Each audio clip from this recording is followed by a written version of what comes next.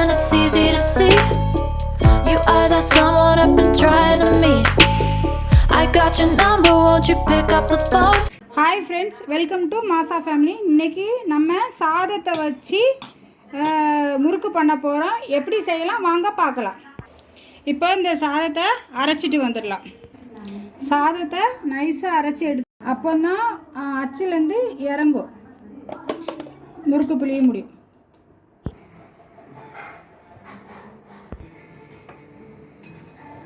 அரிசி மாவு 5 டீஸ்பூன் எடுத்துக்கோங்க. 5 டீஸ்பூன் எடுத்துக்கோங்க.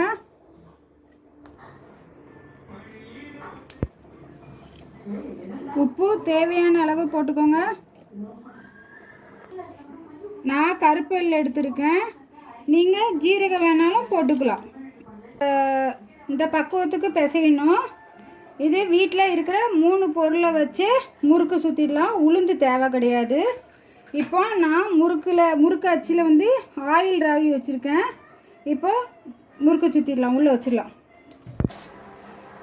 இதே மாதிரி முறுக்கு அந்த கரண்டியில் வச்சு இதேமாதிரி சுற்றிக்கோங்க.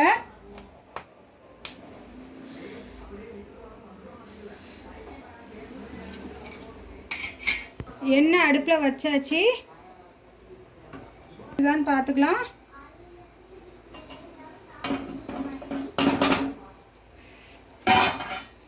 காஞ்சிடுச்சு, அடுப்பில் போட்டுடலாம்.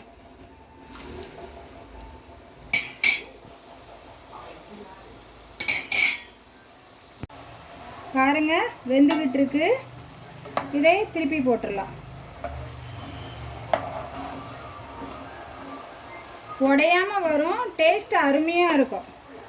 இது டீ காஃபிக்கு எல்லாத்துக்குமே ஈவினிங் ஸ்நாக்ஸாக பசங்களுக்கு செஞ்சு கொடுத்தீங்கன்னா விரும்பி சாப்பிடுவாங்க.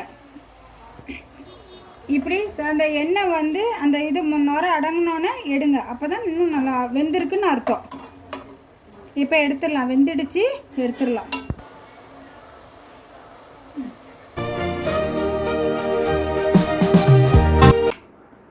பாருங்க முறுக்கு நல்லா பொறுன்னு இருக்கு பாருங்க.